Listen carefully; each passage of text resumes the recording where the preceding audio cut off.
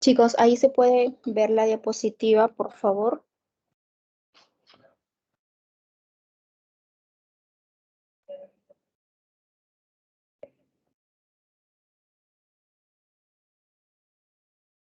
¿Sí? ¿Se logra ver el contenido de la diapositiva para iniciar? Listo. Ok. Bien, chicos, el tema que vamos a trabajar el día de hoy es sobre la compatibilidad, la incompatibilidad y la indeterminación. De esas tres tipologías, las dos primeras son consideradas como pregunta en las evaluaciones de admisión. Sin embargo, respecto a la indeterminación, tomemos en cuenta que este tipo de alternativa se presenta como un distractor. No constituye la respuesta ni para la compatibilidad ni para la incompatibilidad, pero sí se puede constituir como un distractor que genere dudas, ¿sí?, al momento de responder. ¿Por qué podría generar dudas? Lo que sucede es que la incompatibilidad suele utilizar expresiones que el lector pudo haber conocido en otras fuentes distintas al texto. Entonces asume como verdadera o falsa dicha idea y por ello la puede clasificar en cualquiera de estas dos formas. Pero la indeterminación se considera como un dato externo en realidad. Entonces, al ser externo, al ser extratextual, no tendríamos la garantía al 100% de si es verdadero o falso. Por ejemplo, por aquí. En el texto nosotros tenemos, ¿sí?, dos tipos de ideas que se pueden presentar. Las ideas, ¿sí?, están en torno al tema central. Giran en torno al tema central, ¿sí?, que se va a desarrollar en el texto. Estas dos ideas están vinculadas a este tema central y son la idea compatible y la idea incompatible. Las dos, sí, ambas. Profesora, ¿cómo es posible que una idea incompatible se relacione con el tema central? Es que al ser una idea incompatible, negará, va a contradecir a lo que se afirma en el tema central. Por contraste, lo compatible afirmará, estará de acuerdo, será concordante con la afirmación del tema central. Observa que tanto lo compatible como lo incompatible se relacionan, ya sea por afirmación, ¿sí?, por acuerdo con lo que se afirma en el texto, o por negación, porque lo incompatible niega lo afirmado en el tema central, mientras que lo compatible lo afirma. Entonces, ahí encontramos una relación de correspondencia entre ambas ideas. Pero, ¿qué es lo compatible? Lo compatible siempre se va a constituir como una idea verdadera, como una idea coherente, viable en el texto. Estas formas de compatibilidad de ideas verdaderas podrían darse de forma explícita o de forma implícita. ¿Cuándo una idea es compatible explícita en el texto? Bueno, acá tenemos dos formas. Puede darse una compatibilidad explícita literal.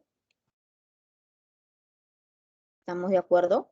O podría darse una compatibilidad explícita equivalente. ¿Y cuándo es una compatibilidad literal? Cuando la idea sea idéntica a lo que se afirme en el texto. Y esa identidad no solamente es por las palabras, sino también por los signos de puntuación. Cuando yo digo que una idea es literal a otra, es porque transmite el mismo mensaje. Y para ello debo asegurarme de que la ubicación de los signos de puntuación sean correctos. Recordemos que el cambio de un signo de puntuación o la ubicación de este podría tergiversar, desviar la intención comunicativa inicial. Y ello, lejos de mantener una relación de compatibilidad, se convertiría en una forma de incompatibilidad. Por eso es necesario que al momento de decir que hablamos de una compatibilidad explícita, literal, nos aseguremos de que efectivamente ambas ideas tengan la misma información. Pero también tenemos a la forma compatible, explícita, equivalente. En este caso, la equivalencia significa que yo puedo emplear una palabra o una frase cuyo valor semántico sea el mismo que se empleó en una palabra o frase mencionadas en el texto. En este caso, podríamos, por ejemplo, utilizar a los sinónimos de contexto, que si bien es cierto, no son palabras que se escriben igual, sí presentan el mismo valor semántico que se puede llevar a cabo en determinado contexto o circunstancia comunicativa. Entonces, en la equivalencia explícita, yo puedo reemplazar a una palabra o frase por otra palabra o frase que transmita la misma idea, que tenga el mismo sentido. De esa manera, garantizo que se transmite el mensaje y este no ha sido distorsionado. Profesora, ¿qué pasa si yo reemplazo a una palabra o una frase por un sinónimo que considero, pero que al momento de leer el sentido ha variado? Entonces ya no es una compatibilidad. Entonces hay que tener cuidado, ¿ya? Con las formas compatibles, sean estas literales o equivalentes. Esta es la primera forma, entonces, de compatibilidad, pero tenemos una segunda forma, que es la compatibilidad implícita. La compatibilidad implícita se va a dar mediante procesos inferenciales. ¿Ya? Entonces aquí la inferencia está presente. Recordemos que en un mensaje textual, no todo lo que constituye el mensaje se encuentra literalmente expresado en él. También se podría dar, ¿sí?, datos ocultos, escondidos, que el autor asume que el lector va a interpretar y por ende no los escribe. Profesora, entonces, ¿las inferencias son parte del texto? Claro, solo que no son datos que se encuentran a manera de una aseveración expuesta, por ejemplo, sino que hay que reconocer qué palabras, qué rastros verbales esconden un significado, esconden un dato adicional que no se ha mencionado de forma directa. Por ejemplo, si yo digo el 90% de peruanos ha sido víctima de algún tipo de acto delictivo, por ejemplo. Bueno, profesora, se entiende que el 90% es la mayoría. ¿Qué puedo inferir? Que el 10% todavía no ha sido víctima. El autor nunca lo mencionó, pero haciendo un cálculo básico, yo puedo entender que hay una parte minoritaria todavía, una parte minoritaria que aún no ha sido víctima de actos delictivos. Entonces, ¿puedo afirmar que todos fueron víctimas de actos delictivos? No, porque en el texto se dijo que era el 90%, o sea, la mayoría, más no todos. Si por ahí me dicen, es compatible. cierto porcentaje de la sociedad peruana aún no ha sido víctima de actos delictivos, claro, el 10%, por ejemplo, ¿no? Para que con el 90% que ya fue víctima, sumen el total de la sociedad. Ese dato del 10% el autor nunca lo mencionó de forma directa, pero yo lo pude inferir mediante los datos que sí se expresaron a manera de premisa, ¿no? Los datos explícitos. En el caso de la compatibilidad implícita, podemos encontrar dos formas, por ejemplo, la deducción, ya que es una de las formas más comunes. La deducción se caracteriza por tener, ¿sí?, conclusiones válidas al 100%. Y ello se fundamenta porque sus premisas también son válidas. Entonces le pueden otorgar, ¿no?, esa base verdadera que requiere. Los datos de la deducción parten o inician del todo y se desprende una parte de ese todo. Esta parte, al pertenecer al universo, al todo, necesariamente cumple con los rasgos establecidos en el cuantificador universal. ¿Estamos de acuerdo? De las formas, entonces, compatibles implícitas, la que vamos a encontrar en el examen de admisión será la deductiva, por el tipo de conclusión válida que va a exponer. Pero también tengo a la forma inductiva.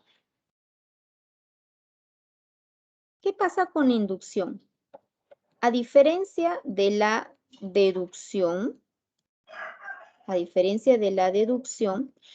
la inducción no tiene conclusiones verdaderas, sino conclusiones probables. ¿Qué significa ello? La inducción parte del análisis, ¿sí?, del reconocimiento o la consideración de una parte, de una especie, un género, una clase, una familia. Y de esa parte que sí es conocida, asume que se va a presentar en todos los casos, incluso en los desconocidos. Pero eso no es cierto. Por ejemplo, ¿no?, utilizamos a la inducción de forma cotidiana. Vamos a suponer, ¿no?, que de repente a mí me asaltaron en cierto distrito de Lima. ¿Sería válido concluir que todos los habitantes de dicho distrito son delincuentes? A ver, ¿tú qué opinas de ello? ¿Sería válido asumir que los habitantes de dicho distrito, de dicho lugar, todos los que viven ahí son delincuentes y que cualquier persona que transite por ahí corre un grave peligro? ¿Sí? ¿Sería correcto, chicos? ¿Estaría bien decir que a causa de ese individuo que de repente me asaltó, todos son delincuentes, todos los que viven en ese lugar son delincuentes? ¿Sí o no? Bueno, profesora, ese es un caso particular. De repente ese individuo es un mal elemento social, pero eso no significa que todos, ¿sí?, los habitantes, todos los vecinos de repente de ese lugar sean igual que este individuo. Entonces, ¿yo qué estoy haciendo? Estoy generalizando, estoy asumiendo de un caso particular un todo. A veces ocurren experiencias que son de repente negativas para nosotros y asumimos que a causa de esa experiencia siempre va a ocurrir lo mismo. Por ejemplo, a mí me engañaron, ¿no? Me engañaron de repente, tuve una pareja y me engañó. Es decir, todos los hombres son iguales. Profesora, pero eso fue una experiencia. No significa que todos los varones van a ser de la misma forma. Y si analizamos cuidadosamente, es lo que, seamos realistas, todos mencionamos en algún momento. Cuando nos pasa algo, asumimos que ya el universo es igual. Y eso es una probabilidad. Puede que sí, como puede que no. Las probabilidades, ¿no?, nos indican el 50% sí y el 50% no. Por eso es una probabilidad. Por ejemplo, yo viajo a cierta provincia de repente de la sierra y en el camino encontré 2 ratones. ¿Es suficiente para afirmar que hay una plaga de estos animalitos en dicho lugar? A ver, escribe tu respuesta, por favor. Podemos afirmar válidamente que hay una plaga de esta especie en dicho lugar. No, profesora, porque de repente son los únicos que hay, ¿no? Y de repente se cruzaron en ese momento en el camino, pero eso no es suficiente para decir que hay una plaga. Estamos hablando de una plaga, o sea, miles y miles. ¿Me dejo entender? Entonces, ese es el detalle con la inducción. Los casos particulares se aplican solamente para esos mismos casos que son observables, pero no implica que en los demás va a ocurrir lo mismo. ¿Me dejo entender? Entonces, cuidado con las inducciones. ¿Y por qué ocurre esto, profesora? Porque a diferencia de la deducción, que va del todo hacia la parte, en la inducción va de la parte hacia el todo. Cuando el todo va hacia la parte, es verdadero. Y cuando la parte va hacia el todo, es probable. Puede que se cumpla en todos los casos, pero puede que no se cumpla en todos. Por eso, ¿qué pasa si no se cumple en uno? ¿Es suficiente para decir que no se cumple en todos los casos? Claro. Porque ese uno también forma parte del universo, del total, del 100%. ¿Me dejo entender hasta ahí? Entonces, profesora, cuando a mí me preguntan sobre inferencias del texto, se infiere, se deduce, se colige, ¿me están pidiendo una forma de compatibilidad? Claro, porque esa respuesta por inferencia nosotros la desprendemos, la concluimos en función a lo que las premisas o la información explícita del texto mencionó. Ninguna inferencia es producto de la nada. Ninguna inferencia puede ser el resultado de un conocimiento por cultura general o de repente podría ser el resultado de alguna opinión, ¿no? Que yo como lector pueda tener del texto. Tampoco puede ser un parafraseo, porque los parafraseos lo único que hacen es cambiar una palabra por otra. Y lo que busca la inferencia es un dato nuevo. La inferencia no puede repetir la información, es un dato nuevo, es un dato adicional en el texto, pero es un dato adicional no producto de la invención del lector, sino que es un dato adicional desprendido de una parte del texto. ¿Estamos de acuerdo hasta ahí? Por eso es que las inferencias, las respuestas por inferencias, tienen que ser obligatoriamente verdaderas. ¿Estamos de acuerdo hasta ahí? Ahora, veamos la otra figura. ¿Sí? Veamos la otra figura de las preguntas, lo incompatible. Respecto a lo incompatible, por contraste, ¿sí? Siempre será una idea falsa. Y es una idea falsa, a ver, vamos a borrar aquí para que no se confunda. Es una idea falsa, ¿por qué? Porque puede contradecir al texto, es decir, se opone a lo afirmado, ¿sí? Por el texto, o también podría ser por tergiversación. ¿Qué sucede con la contradicción? La contradicción se opone, ¿sí? Se opone a lo expuesto en el texto. Aquí podemos encontrar, por ejemplo, una forma de contradicción es la aproximación versus la certeza. ¿Qué es una aproximación? Un dato impreciso. La certeza es un dato exacto, preciso. Por ejemplo, no es igual cuando yo menciono alrededor de 50 personas, ¿sí? alrededor de 50 personas fueron víctimas de terrorismo, por ejemplo. Alrededor de 50 personas. Pueden ser más, pueden ser menos. Pero si yo digo, por ejemplo, 50 personas fueron víctimas de terrorismo, ahí sí estoy yendo a la precisión. Muchas veces en el texto se presenta lo siguiente, ¿no? Por ejemplo, dice, unos 400 millones de habitantes, por ejemplo, se contagiaron de malaria. Unos 400 millones de habitantes en el mundo se contagiaron de malaria. Unos 400 millones. Pueden ser más, pueden ser menos. Y por ahí, no solamente utiliza la cifra, la pregunta, dice, marque verdadero o falso. 400 millones de habitantes al año se contagian de malaria. Por ahí, alguien que estuvo distraído pone verdadero, porque dice, sí, en el texto decía 400 millones. ¿Seguro que en el texto decía 400 millones? No, profesora, en el texto decía unos 400 millones.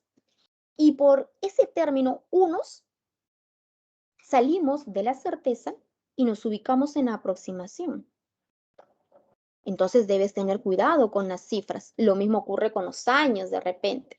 O cuando dice, algunos científicos consideran que ya se encontró la vacuna contra la malaria, por ejemplo. Algunos científicos consideran. ¿Qué es eso, profesora? Pues es una hipótesis. ¿Puedo afirmar que los científicos ya encontraron la cura de la malaria mediante el uso de una vacuna? No, porque decía consideran, asumen, creen. Entonces, esos datos todavía no han sido corroborados, no han sido comprobados para afirmar una certeza sobre ellos. ¿Me dejé entender? Y respecto a la tergiversación no es otra cosa que una desviación del tema. De hecho, en la tergiversación podemos encontrar a la falacia por generalización. Profesora, una consulta. ¿Qué es eso de la falacia por generalización? Primero, una falacia es una idea que se asume como verdadera, pero que en realidad es falsa. Y las falacias pueden ser, ¿no?, comprobadas inmediatamente cuando quien lo escucha analiza con cuidado el tipo de información que está utilizando como argumento. Por ejemplo, ¿no? Yo digo, el dueño de un restaurante de comida rápida considera que sus productos son 100% sanos, pues su hijo se realizó una prueba de colesterol y su promedio fue el promedio normal a nivel nacional. ¿Qué significa? Que no padece de colesterol alto. Por ello, el dueño de este restaurante asume que su comida no es dañina o puede perjudicar respecto al incremento del colesterol malo en algunas personas. ¿Habría una falacia en este argumento? Claro, profesora, porque él está asumiendo que el organismo o la reacción del organismo de su hijo es el mismo que van a tener los otros comensales. Y ese es un error. Puede que él, por distintos factores, haya salido bien en la prueba de colesterol, pero no en todos los casos va a ocurrir lo mismo. Entonces, es una mentira, ¿sí? ¿Por qué? Porque se está basando en un caso y generaliza. De ese caso, asume que va a ocurrir lo mismo para todos. ¿Me dejo entender? Ahí entonces, ¿qué sucede? Se está tergiversando la idea. Las tergiversaciones pueden tener una parte que sea verdadera, pero otra que sea falsa. Y por una palabra o por un signo que no sea correcto, la idea deja de ser compatible y se convierte en una idea falsa, en una idea incompatible. Es común encontrar entre las alternativas ¿sí? Entre las alternativas de compatibilidad, alguna falacia por generalización, porque nunca falta por ahí algún postulante que esté distraído y se olvida de repente de esta información. Las falacias se presentan como distractores, justamente para ver, por eso nuestro curso, ¿no? Habilidad, aptitud, a ver qué tan hábil eres para darte cuenta de esos pequeños embustes que se van a presentar disfrazados en los enunciados que sean compatibles. Cuidado en esa parte entonces. Y tenemos a las ideas indeterminadas. Profesora, ¿y ellas por qué no están dentro? Porque la idea indeterminada no es ni verdadera ni falsa. ¿Y por qué no es verdadera? Porque nunca se menciona sobre esta idea en el texto, ni de forma explícita ni de forma implícita. ¿Y por qué no es falsa entonces? Porque como no se habla de ellas, entonces no podemos tener la certeza de si es verdad o no. ¿Está? Profesora, pero yo he leído en un texto, ya, y encontré que de repente lo que dice la pregunta es cierto. Nuevamente, lo que evalúa la prueba es la comprensión de este texto, del que forma parte del examen, no de textos externos, no de repente de otras fuentes donde hayas podido encontrar, ¿no? Una idea similar a la que se presenta como idea indeterminada. Esto generalmente ocurre con los textos que son dialécticos o los textos argumentativos. Como desarrollan temas polémicos, los chicos asumen, ¿no? Una postura, y ese es el peor error que podemos cometer, asumir una postura, ¿ya? En el texto. ¿Por qué? Porque la postura implica que nosotros también estamos opinando y al examen, ¿sí? No le interesa nuestra opinión, sino le interesa respuestas en base a lo afirmado o negado en el texto, nada más. ¿Me dejé entender? Chicos, hasta aquí, ¿alguna pregunta o duda respecto a la compatibilidad o la incompatibilidad de los textos?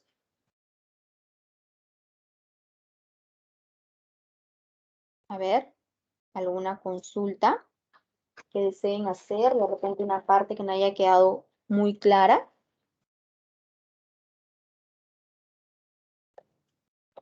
¿No?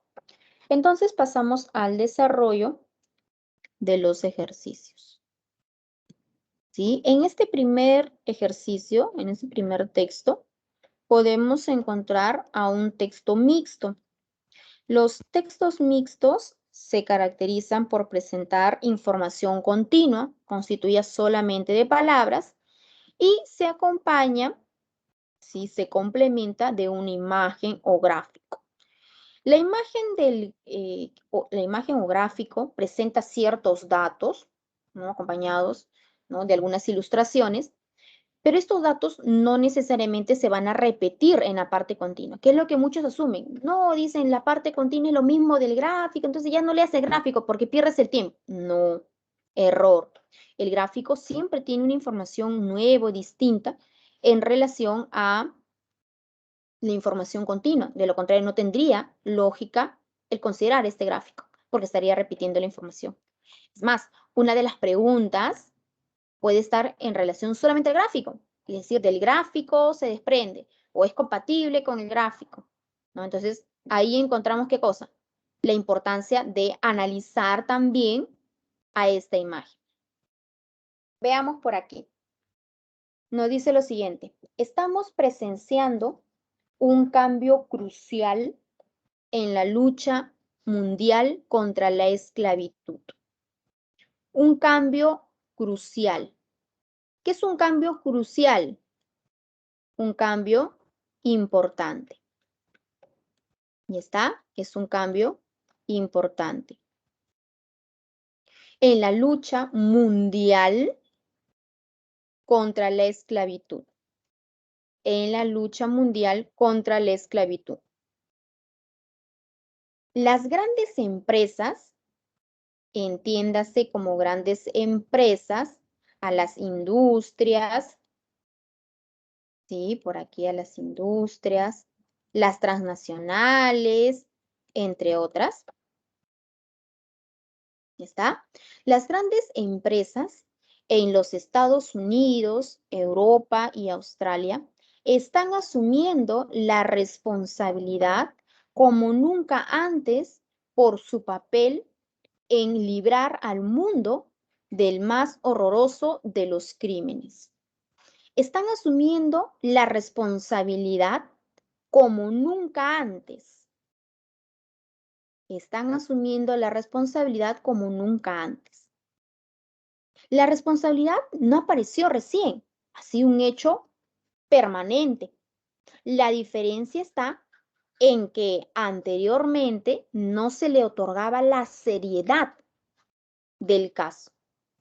Se entendía como responsabilidad cuidar el espacio de repente, ¿no? O respecto al tema de la esclavitud, ser un poco más cuidadosos, pero todo quedaba en teoría. Cuando dice están asumiendo la responsabilidad como nunca antes, recién se lleva a la práctica. Recién se pueden evidenciar, ¿no? Aspectos eficaces contra la esclavitud. Por eso dice están asumiendo la responsabilidad como nunca antes, por su papel en librar al mundo del más horroroso, ¿sí?, de los crímenes. El más horroroso. ¿Es el único? No. ¿Estamos de acuerdo? No es el único. Hay más, pero este es el principal. El más horroroso de los crímenes. El autor califica a la esclavitud como un crimen. Por eso dice el más horroroso, no dice de los delitos, dice de los crímenes. Y lo están haciendo estas grandes empresas, y lo están haciendo bajo la mirada escudriñadora de los medios y en medio de la conciencia creciente entre los consumidores. Ellos no son responsables necesariamente porque sientan que es lo correcto, porque tengan la voluntad de hacerlo, sino porque entonces, porque están siendo vigilados. Por eso dice bajo la mirada escudriñadora, minuciosa, detallista, ¿sí? ¿Por qué? Porque evalúa cuidadosamente todo de los medios y en medio, esta es una de las causas, y la otra, y en medio de la conciencia creciente entre los consumidores. O sea, acá hay dos razones, ¿no? Uno, que están siendo vigilados y otro, que los consumidores cada vez son más conscientes, por eso dice creciente, ¿sí? Conciencia creciente entre los consumidores. La esclavitud moderna, tenemos tipos de esclavitud. ¿Por qué tipos? Dice la esclavitud moderna. Tenemos a la esclavitud antigua también. Aquí nos va a hablar de la moderna, la actual, el hoy, el presente. ¿Está? La esclavitud moderna ha sido durante mucho tiempo un crimen oculto. Eso significaba que existía, sí o no, claro, pero no era tan evidente. ¿Me dejo entender? Por eso dice ha sido tiempo pasado, ha sido durante mucho tiempo un crimen oculto. Existía, pero probablemente se utilizaban ciertas argucias para no hacerlo evidente y se continuaba con esta esclavitud. Ahora, considerado ilegal en todos los países, pero endémico en todo el mundo. Es ilegal, pero a la vez es endémico. Es dañino. ¿Por qué? Dice considerado ilegal en todos los países, pero endémico en todo el mundo. Ya, es ilegal. Sin embargo, porque acá viene el pero, mira, el pero es un conector de contraste importante, indica la trascendencia de lo que se va a exponer a continuación. Ya, es ilegal, pero mire este contraste. Tú sabes que el pero no es cualquier conector de contraste. Ya está. Y hay tipos de contraste que indique el pero. Dice acá, endémico en todo el mundo. Ya, es ilegal. Se supone que por ser ilegal debió eliminarse o erradicarse. ¿Estamos de acuerdo? Pero mira lo que dice acá, endémico en todo el mundo. Forma parte de la sociedad o de las distintas sociedades que existen en el mundo. ¿Estamos de acuerdo? Forma parte de las distintas sociedades que existen en el mundo. ¿Estamos de acuerdo hasta ahí? Ahora por acá. Veamos. El comercio de 150.000 millones de dólares en tráfico de personas prospera donde la gente es más vulnerable producto de las catástrofes humanitarias. Considere cómo las crisis de refugiados han hecho que las personas desplazadas y desesperadas sean blancos fáciles para los traficantes. Un momento, profesora. Dice el comercio de 150.000 millones de dólares. Acá tenemos una cifra exacta, chicos. Dice 150.000 millones de dólares en tráfico, ¿sí? De personas. Prospera, crece, va en aumento. ¿En qué circunstancias? Donde la gente es más vulnerable. ¿Y quién sería una persona vulnerable para el tráfico de personas? Dice, las personas que han sido víctimas de catástrofes humanitarias. ¿Estamos de acuerdo? Desastres naturales, ¿no? Guerras, enfrentamientos entre sociedades, ausencia de trabajo, entre otros. Considere, dice, cómo las crisis de refugiados han hecho que las personas desplazadas y desesperadas sean blancos fáciles. Obviamente, el término blanco acá no se refiere al color. ¿Qué significa blanco? Sean presas fáciles. Es como un cazador que va detrás de su presa, ¿no? Encuentra una presa vulnerable, desprotegida, y es fácil, sencillo de poder, ¿qué cosa? De poderla captar, ¿no? Para que se someta a este tipo de actividad. Por eso dice, considere cómo la crisis de refugiados han hecho que las personas desplazadas y desesperadas sean blancos fáciles para los traficantes, sobre todo ellos. Por eso solamente los desplazados y desesperados son víctimas de tráfico de personas. No, ellos son los más vulnerables. ¿Eso qué significa? ¿Que son los únicos? No. Habrán otros que también son vulnerables, pero menos vulnerables, ¿no? Y también se va a entender ahí que hay otras razones de la vulnerabilidad. Dice, o cómo los conflictos han reducido la población a la pobreza. Acá se están exponiendo las causas, mira. Condición en la cual los derechos humanos básicos se sacrifican por la lucha por sobrevivir. Profesor, una consulta. ¿A qué se refiere con eso de los derechos humanos básicos? Los derechos humanos básicos, la libertad, por ejemplo, porque te conviertes en un esclavo, ¿no? Al ser víctima de tráfico de personas, te conviertes en un esclavo también. ¿Estamos de acuerdo? Dice derechos humanos básicos, por ejemplo, la libertad, el derecho a una alimentación, a una educación, a vestirte, a acceder a servicios de salud. Como no cuento con los recursos para poder, ¿no? Solventar estos gastos básicos, entonces, o trabajo como sea y en lo que sea para conseguir un ingreso, o no voy a acceder a ninguno de estos servicios. Por eso dice, condición en la cual, la pobreza extrema, condición en la cual los derechos humanos básicos se sacrifican por la lucha por sobrevivir.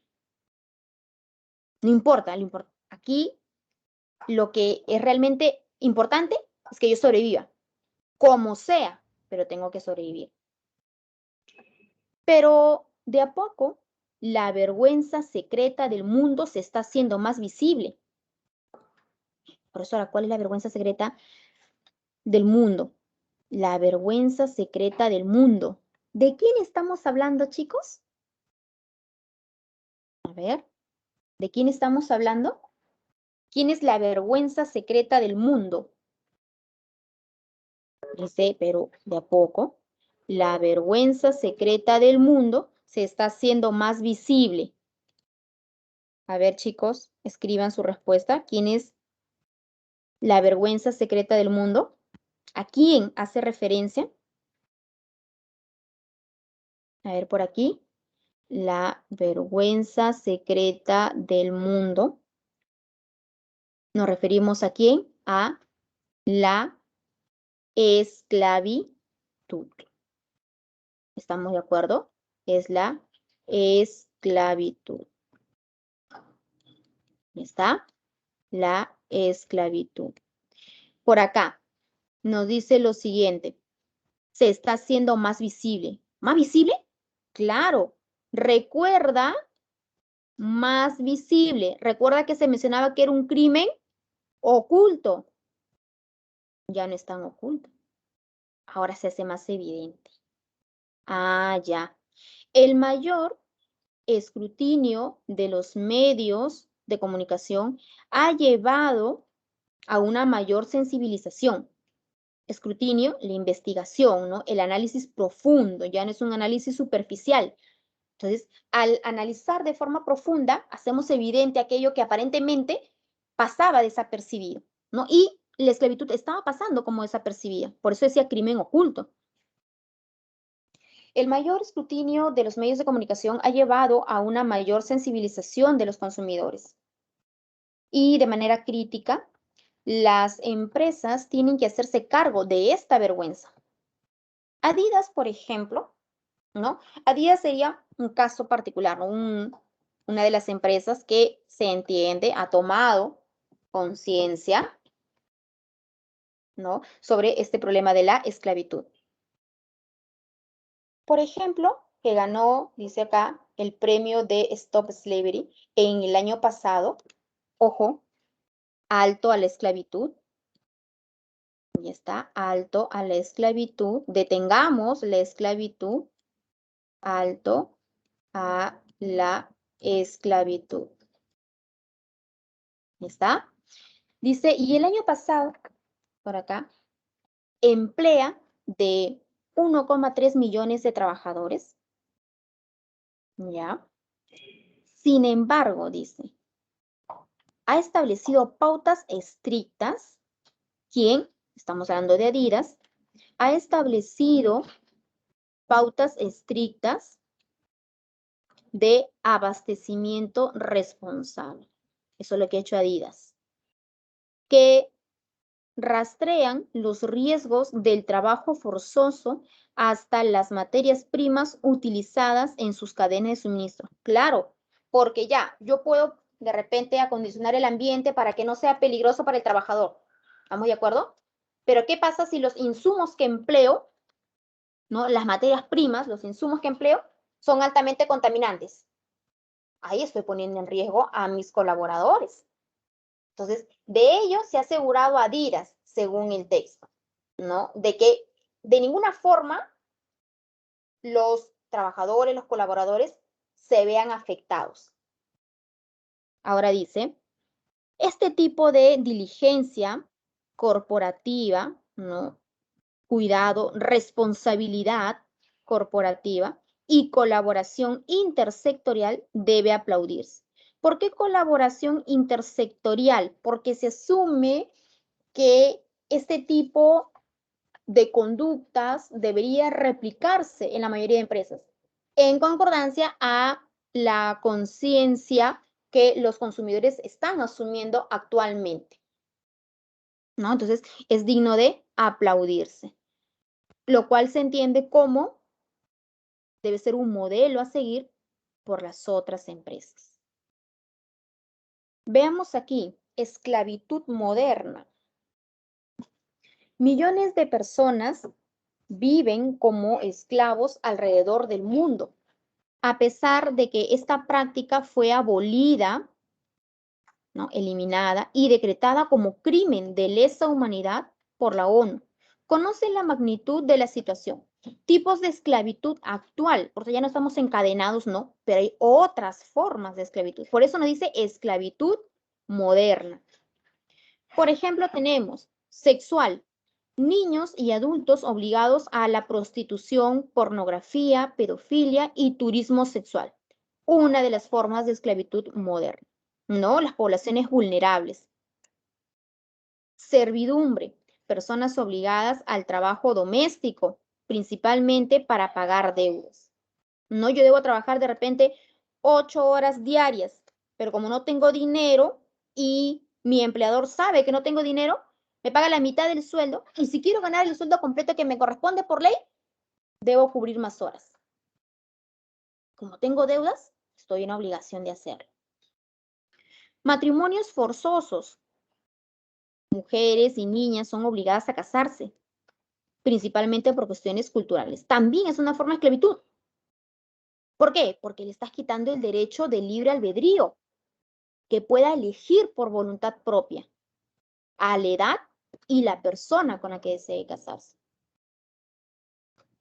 Militar, soldados cautivos o reclutamiento de niños para conflictos bélicos, como por ejemplo ocurre en ciertos países de África.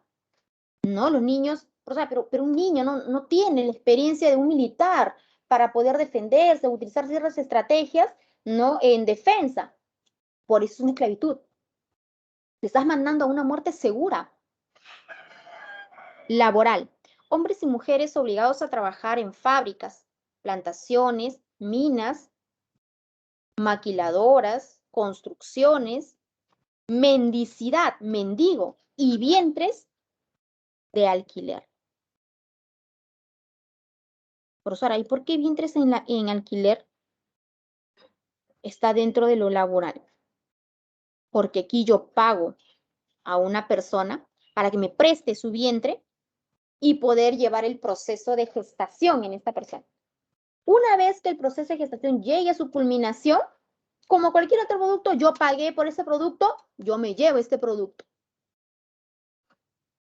Pero a veces es ilegal. Por eso se considera como una forma de esclavitud moderna. Quizás en nuestro país no es muy conocido, pero en otros sí es común el alquiler de vientres. ¿Está? Veamos por ahora. Acá. Primera pregunta. ¿Cuál es la idea principal del texto? Queremos a la idea más importante del texto. Es la afirmación de quién, del autor. No te olvides que la idea principal es la afirmación, es una oración que afirma o niega algo en relación al tema. El tema era la esclavitud moderna, ¿te acuerdas? ¿Y qué dice en el texto el autor sobre la esclavitud moderna? A ver, chicos, ¿cuál sería la respuesta para esta primera pregunta?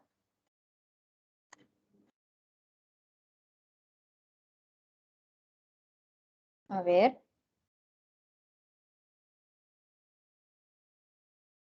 Recordemos que la idea principal es una afirmación que contiene al tema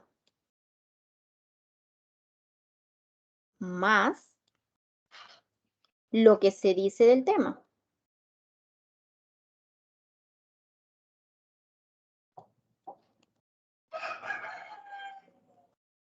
A ver, chicos, escriban por favor su respuesta para la primera pregunta. A ver, ¿cuál es la idea principal del texto? Numerosas empresas como Adidas en Estados Unidos, Europa y Australia están omitiendo una lucha frontal decisiva contra la esclavitud moderna, omitiendo, o sea, evadiendo, haciendo caso omiso, no. A ver, la D dicen por acá. Veamos. La esclavitud moderna. Ajá, tiene el tema, claro, muy bien. ¿Qué dice? Afirmación, a ver. posee diversas manifestaciones, pero algunas empresas, contraste, sí, algunas empresas han asumido su responsabilidad atacándola. ¿A quién, profesora? A la esclavitud moderna, atacándola, referente anafórico, como nunca antes. Efectivamente, la respuesta es la alternativa D. 2. El término endémico se puede reemplazar por superficial, volátil, estructural, oneroso. Recordemos que teníamos a la palabra endémica en la parte continua. La esclavitud moderna ha sido durante mucho tiempo un crimen oculto, considerado ilegal en todos los países, pero endémico. O sea, forma parte de las distintas sociedades del mundo. Entonces, ¿qué palabra podría reemplazar, tenemos acá un sinónimo de contexto, al término endémico expuesto en el texto?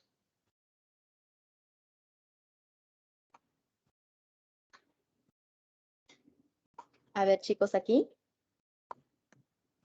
Alternativa C, estructural. ¿Por qué?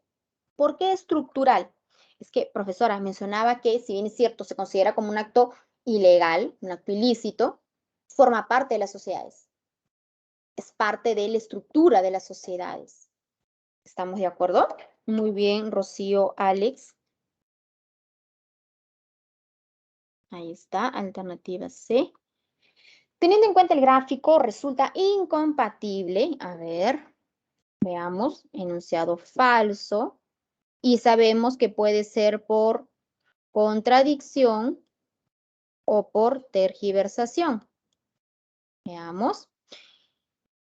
Teniendo en cuenta el gráfico, mira, una pregunta que requiere la respuesta solo del gráfico. Resulta incompatible señalar que la esclavitud moderna, a ver, en relación al gráfico, echemos un vistazo al gráfico. Tenemos laboral, sexual, servidumbre, matrimonios forzosos y militar. A ver, José dice alternativa B. Observemos. Soslaya, evita, evade los denominados vientres de alquiler. Claro. ¿Por qué? Estaba dentro de, ¿sí?, la parte por aquí laboral. Maquiladoras, construcciones, mendicidad y vientres de alquiler. Ah, ya, entonces decir que evita el vientre, no, el vientre de alquiler también es una forma de esclavitud moderna, esclavitud laboral. ¿Está? Respuesta entonces, alternativa C. Muy bien. Se infiere que marcas como Adidas, recordemos que la mencionaron como un ejemplo, ¿no?, de erradicación de la esclavitud. Se infiere que marcas como Adidas, a ver, para la 4. A ver, gracias al Stop Slavery, ¿han encontrado una forma de evadir el pago de impuestos? No, todo lo contrario, están haciendo una reforma para no afectar ni el ambiente ni a los trabajadores. Eso es falso. Y sabemos que la inferencia tiene que ser una conclusión verdadera. No nos olvidemos. B. Enarbolan una política contra la esclavitud para quedar bien con los consumidores. ¿Sí o no? ¿Verdadero? ¿Falso? ¿Cuál es tu respuesta?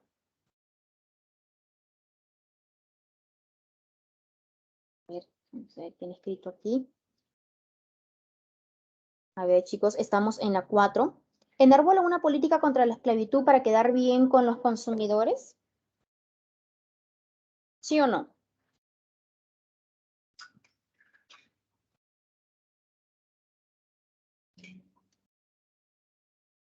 ¿Se puede inferir ello? A ver. ¿Posee un 10% de trabajadores que se encuentran en condición de servidumbre? ¿Desea consentir en el mundo una de las instituciones más sólidas? Es decir, desea Dice, desea consentir, desea mantener en el mundo unas instituciones más sólidas, la esclavitud. No, falso. Veamos. A ver, nos menciona por acá un 10% de trabajadores que se encuentren en condiciones de servidumbre. Veamos qué dice el texto sobre Adidas. Ganó un premio, ¿sí? Y ojo, dice, el año pasado emplea el 1,3 millones de trabajadores. Podemos asumir como el 10%, a ver.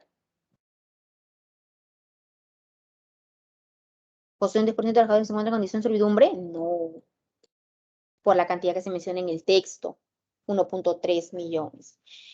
¿Enarbola una política contra la esclavitud para quedar bien con los consumidores? Sí se puede inferir ello. ¿Por qué? Porque es verdad. Dice para quedar bien. Profesora, una consulta. ¿Por qué no podemos pensar que Adidas, ¿sí?, está buscando disminuir el problema de la esclavitud porque realmente son conscientes? Porque el inicio del texto se mencionó lo siguiente: las grandes empresas están asumiendo la responsabilidad como nunca antes por su papel en liberar al mundo del más horroroso de los crímenes. Y lo están haciendo bajo la mirada escudriñadora de los medios y en medio de la conciencia creciente entre los consumidores. Pregunta: si yo quiero hacer algo porque realmente me nace hacerlo, ¿es necesario que me estén vigilando? ¿Sí o no? ¿Qué dicen ustedes? ¿Es necesario que me vigile? ¿Es necesario estar rodeada de, no sé, personal de seguridad, policías, para que se aseguren que estoy cumpliendo, ¿sí?, mis actividades de forma legal? No. Entonces, podemos inferir válidamente que ellos no lo están haciendo porque realmente sientan la necesidad o se sientan comprometidos con la sociedad. No, sino porque saben que si no cumplen, adiós consumidores. ¿Me dejo entender? Respuesta entonces, alternativa B. Si Adidas u otras empresas no se hubiesen comprometido, pregunta por extrapolación, causa-efecto, no se hubiesen comprometido con pautas estrictas de abastecimiento responsable, probablemente, ¿qué hubiese pasado? Adidas hubiera seguido siendo irresponsable. ¿Qué importa la esclavitud? Finalmente yo solamente me aseguro de que mis ingresos sean, ¿no?, los que yo, para los cuales yo estoy trabajando, así mis empleados mueran de hambre, no me importa, yo solamente quiero mi ganancia. En otras palabras, hubiera seguido con la misma actitud de siempre, ¿no? Por eso dice, no se hubiesen comprometido con pautas estrictas de abastecimiento responsable, probablemente, ¿qué hubiese sucedido, chicos? A ver. Respuesta para las 5.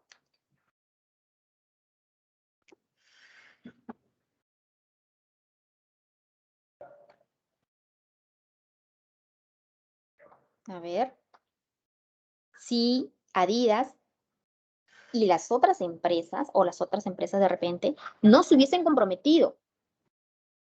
Recordemos que al inicio se menciona un compromiso de ellas como parte de su contribución a erradicar la esclavitud. Si este compromiso no existiera, dice la pregunta, ¿no?, de abastecimiento responsable, entonces, a ver, Rocío, la 5, C, no podríamos afirmar que las empresas se hacen cargo de esta vergüenza. Claro.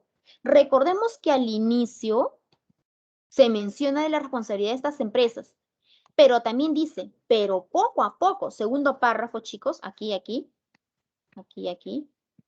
pero de a poco o poco a poco, la vergüenza secreta del mundo se está haciendo más visible. El mayor escrutinio de los medios de comunicación ha llevado a una mayor sensibilización de los consumidores y de manera crítica, las empresas tienen obligadas, no es por voluntad, obligadas que hacerse cargo de esta vergüenza. Ah, ya. Entonces, evaluemos a la pregunta 5. Nos dice, ¿no podríamos afirmar que las empresas se hacen cargo de esta vergüenza? Claro, porque justamente el compromiso está en relación con hacer evidente esta vergüenza para irla eliminando de la sociedad, haciendo que las empresas sean responsables, como mencionó en el caso de Adidas, por ejemplo, respecto al ambiente y los insumos empleados con sus trabajadores, para que estos no se vean afectados, dañados o vulnerados en sus derechos.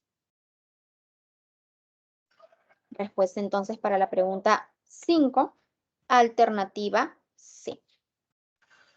¿Alguna duda hasta aquí, chicos? Pregunta sobre los ejercicios. ¿Se entendió el texto, jóvenes?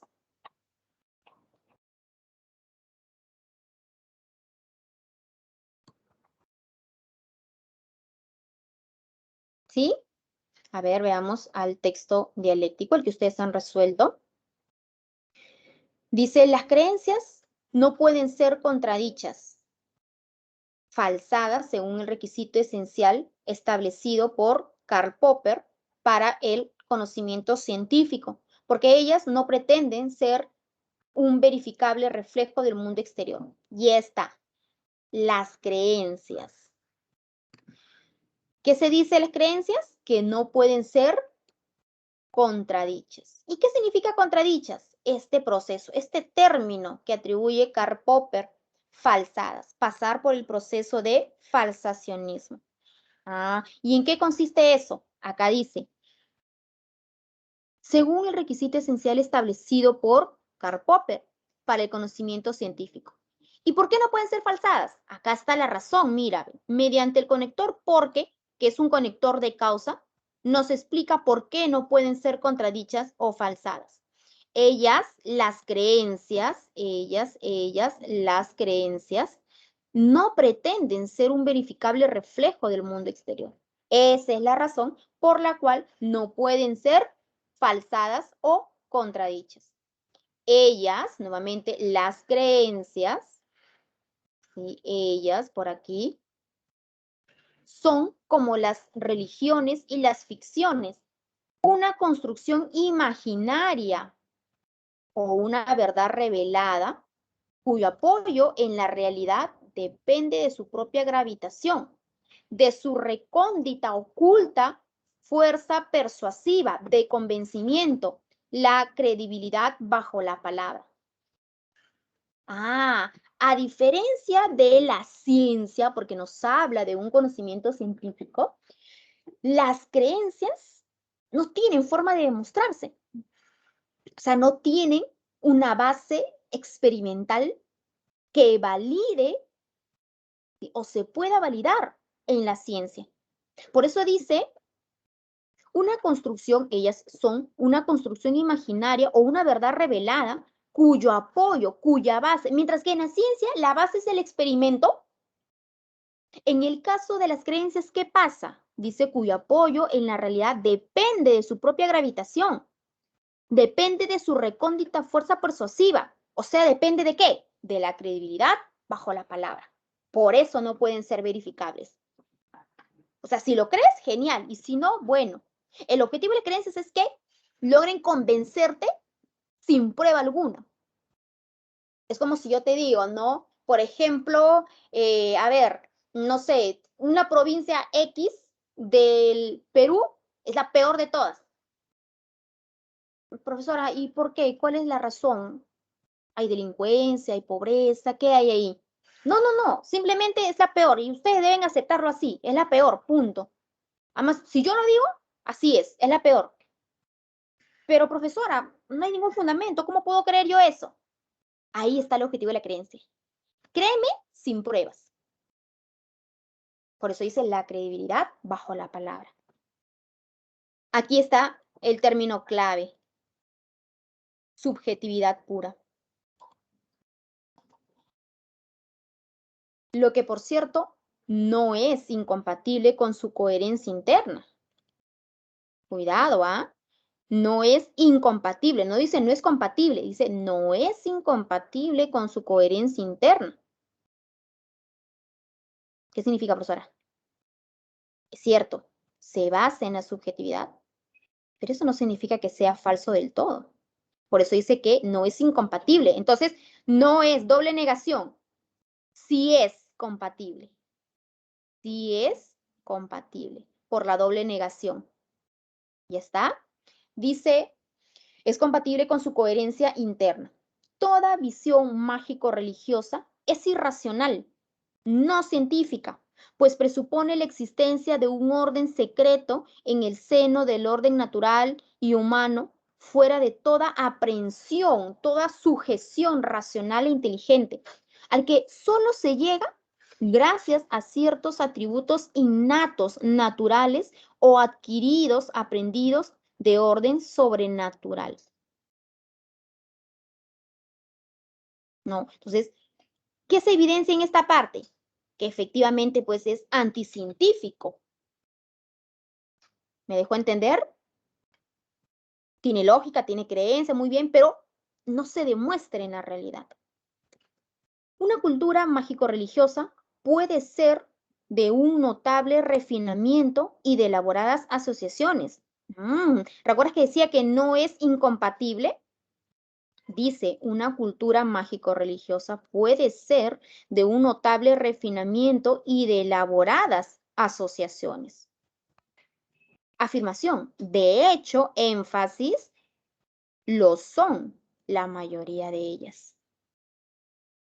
Por eso es que decía que no era incompatible en su coherencia interna. Dice, puede ser de un notable refinamiento y de elaboradas asociaciones. Pero será siempre primitiva. Acá viene el conector de contraste. Hasta aquí todo estaba muy bonito, pero dice aquí, será siempre primitiva, ¿no?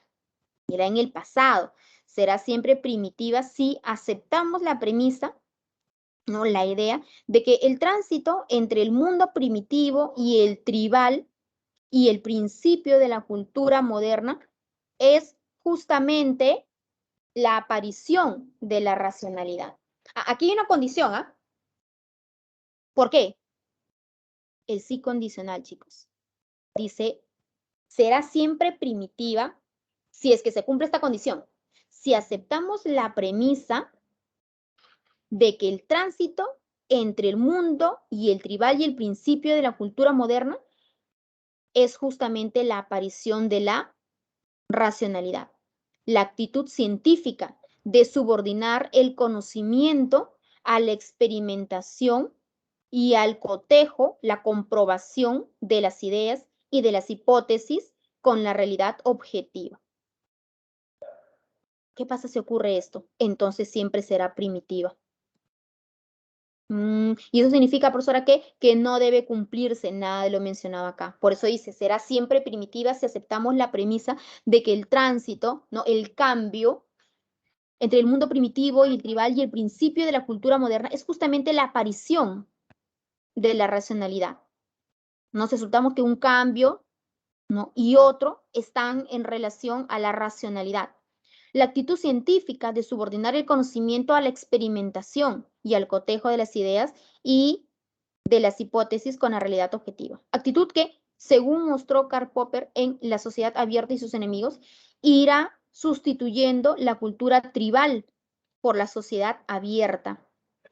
El conocimiento mágico se va a cambiar y eso no es bueno, según el autor del texto A.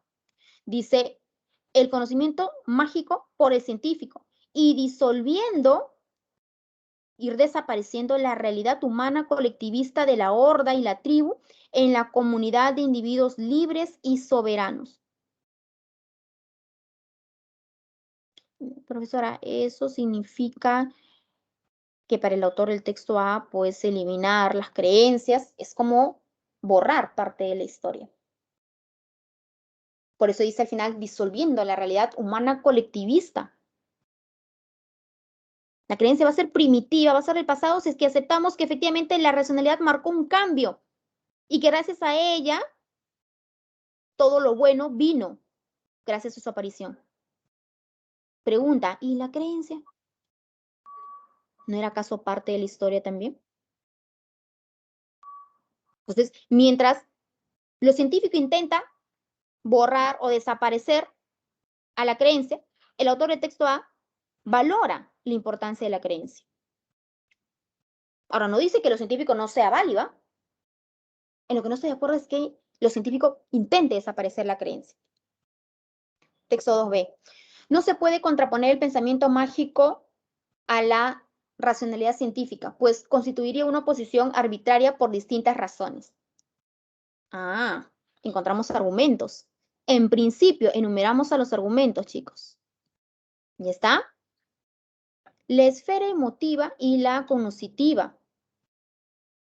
¿Ya está? No se dan de manera absolutamente separada. Esta es la primera razón, la esfera emotiva y la cognitiva, lo emocional y el conocimiento, por eso menciona lo cognitivo. Lo emocional y el conocimiento no se dan de manera absolutamente separada en el proceso de aprehensión del objeto por parte del sujeto cognoscente. Ah, ¿me lo podría traducir, profesora? Claro, nosotros somos sujetos cognoscentes, tenemos conocimiento. Pero, dice el autor del texto, el conocimiento está ligado, relacionado ¿con quién? Con la emoción. Cometemos un error si separamos lo emotivo del conocimiento. ¿Ya está? Por eso decía al inicio, constituiría una oposición arbitraria por distintas razones. Contraria, no contraria, opuesta, contraria. Ahora, este piensa y siente. ¿Quién es este, profesora? El sujeto cognoscente. Este piensa y siente al mismo tiempo. Por eso se habla actualmente de la inteligencia emocional, que implica el acto de pensar acompañado de los procesos emotivos correspondientes. Esta es la explicación de lo que se mencionó antes, el que no se podía separar lo emocional de lo cognitivo. Lo cognitivo, en consecuencia, presupone, asume ya como válido el funcionamiento de emociones en el acto del conocimiento. O sea, el conocimiento, lo cognitivo, asume que la emoción está involucrada en la aprehensión de nuevas informaciones. Por eso mencioné el acto del conocimiento. Se observa aquí el problema de la subjetividad que está en el centro de la reflexión de las humanidades en el mundo contemporáneo. Es importante que el investigador de las ciencias humanas, aquí hay una regla, ¿sí? Acá nos está indicando algo que debe cumplirse, es importante que el investigador de las ciencias humanas trate de ser objetivo, pero no es posible evitar que determinado rasgo de la subjetividad, obviamente bajo cierto control, aparezca de alguna manera. Yo soy objetivo y trato de ser 100% objetivo, pero el ser objetivo no implica que la subjetividad haya desaparecido al 100%. Profesora, entonces, en las investigaciones científicas podríamos asumir desde la perspectiva del texto B que en el aspecto científico hay ciertos matices subjetivos. Pero ojo, no es cualquier subjetividad. Dice acá, obviamente bajo cierto control. Ahora aquí, por ello, lo que se señala como una realidad objetiva se halla percibida como un sujeto conocente que posee una determinada subjetividad. Ah, una determinada subjetividad. O sea, la realidad objetiva, y mira las comillas, que es en verdad una realidad objetiva. Dice, la realidad objetiva se halla percibida por un sujeto conocente que posee una determinada subjetividad, la cual puede ser controlada. La cual, ¿a quién se refiere? A la subjetividad, chicos. ¿Sí? La cual, la subjetividad, puede ser controlada, pero no desterrada. ¿Qué no puedo desterrar? A la subjetividad, porque forma parte de la realidad objetiva. En segundo lugar, recordemos que ya habíamos mencionado en principio, ¿no? El primer argumento. Vamos ahora al segundo argumento. Algunas teorías científicas se han formulado, por lo menos en su etapa inicial, en términos metafóricos y poéticos. O sea, la ciencia en algún momento tuvo una base metafórica, una base subjetiva. Entonces, asumir lo objetivo sin nada de subjetividad es como negar su naturaleza. Y por último, no se puede reducir, ojo, hemos mencionado la segunda, por último, y está. Y por último, no se puede reducir la racionalidad a la racionalidad científica. ¿Por qué? Porque esta racionalidad tiene algo de objetivo, pero también tiene un poquito de subjetividad. Porque deja de lado el pensamiento mítico. Por eso dice, ¿no? No se puede reducir la racionalidad a la racionalidad científica, porque deja de lado el pensamiento mítico, que implica una compleja forma de organización del mundo. ¿Recuerdas que hace un momento decía que no era incompatible? Como lo han demostrado, pruebas, como lo han demostrado los historiadores y antropólogos. Por ello, aquellos que pertenecen a la horda o tribu revelan, muestran una racionalidad con gran capacidad para el pensamiento abstracto. O sea, pues, ¿sabe que el pensamiento abstracto también se basa en subjetividades? Claro. Debe tener en su mayoría objetividades, pero no puede omitir a la subjetividad. Veamos. Pregunta 6, chicos. En ambos textos, la discusión gira en torno a ver aquí.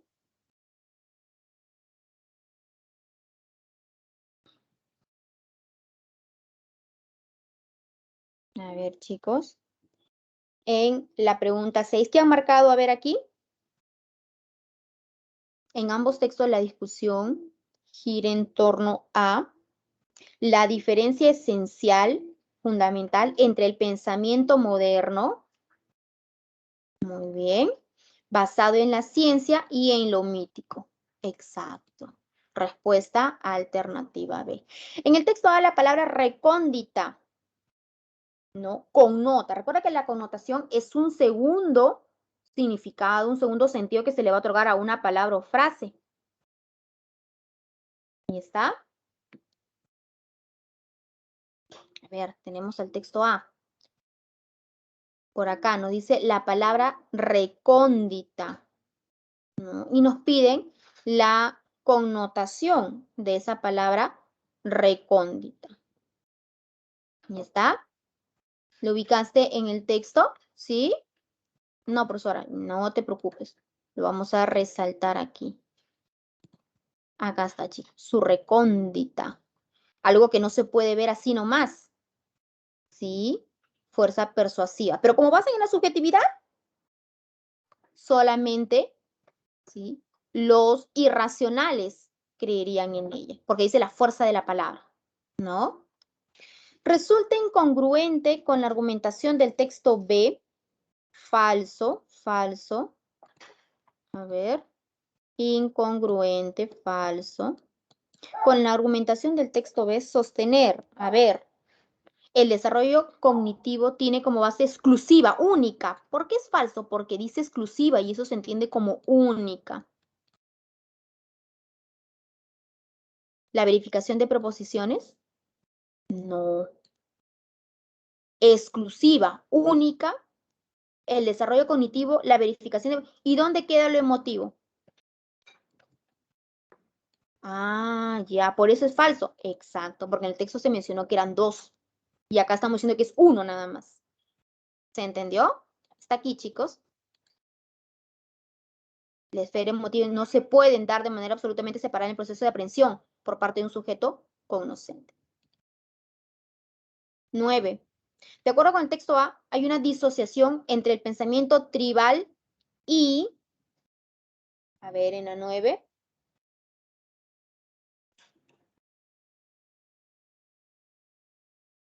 una disociación. ¿Qué es eso, profesora? Una separación, una escisión, una separación. A ver, la libertad. Lo encontramos, ¿no? En el texto, rápidamente, por acá, ¿no? Menciona la sociedad abierta a sus enemigos que mencionaba, ¿no? Karl Popper, irá sustituyendo la cultura tribal por la sociedad abierta, el conocimiento mágico por el científico, disolviendo la realidad humana colectivista de la horda, ¿sí?, en comunidad de individuos libres y soberanos. Ahí está la respuesta, ¿verdad? Muy bien. Y 10, y último, si se demostrara que hay un hiato esencial, una separación ¿no? Recuerda que se menciona por ahí una separación esencial entre el pensamiento científico y el discurso mágico. Recuerda que el texto B defendía esto, ¿no? A ver, ¿qué pasaría?